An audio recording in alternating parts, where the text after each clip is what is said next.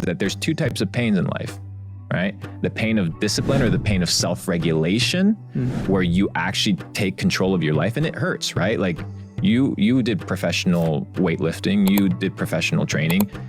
There's a process. You probably hit plateaus of physique. You probably hit times where you hurt your body and you had to repair. These are challenges. Most people would quit. But then you have the pain of regret. And then the pain of regret weighs so much more because it weighs in your mind.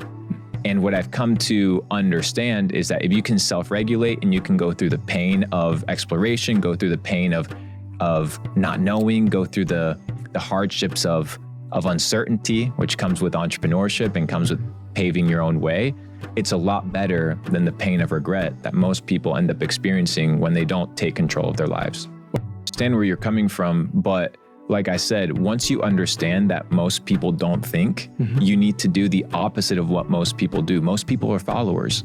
And the worst thing you can be is a follower of a follower. That's what most people are. Most people are following followers. I want to follow my consciousness. I want to follow my decision-making process. I want to follow my morality. And in order to get to these places, I need to discover them. And nobody's going to discover them for me.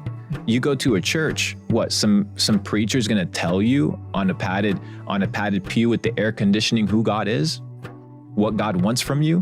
Why can't you speak to God yourself? Why can't you have a relationship? If that guy could, why can't I? And once you understand that what's available for other men is available to you, you begin to have a real journey towards self-exploration of self. I often tell people, everyone is self-made, but only the successful people will admit it. The unsuccessful people will not admit that they created that lack of success. They will blame the big man. They will blame the imaginary thumb that's pressing them down. They'll blame religion. They'll blame race. They'll blame everything except themselves. Every person is self-made. Every single person is self-made because you are a construct of what? Your thoughts and your decisions. Nobody told you that you had to go do something. Nobody told you that you had to think a certain way.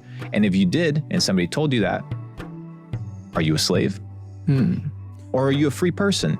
And if you understand that you have freedom and sovereignty, now you understand, like you said, you're fully accountable for every decision that you make. And when you're successful, oh, you want all the praise, right? When you're successful, hey, look at me. Look what I did. I'm fully responsible for this.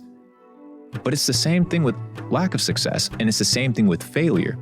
And most people, when they fail, they don't like to look at themselves in the mirror and say, you know what? Maybe I have to change. People want change to happen to them. They don't want to change. And when you realize that change isn't going to happen to you, you need to actually proactively determine your future. Then and only then can you actually take not only full accountability for your good actions, your bad actions, but for your full life. Why do you think people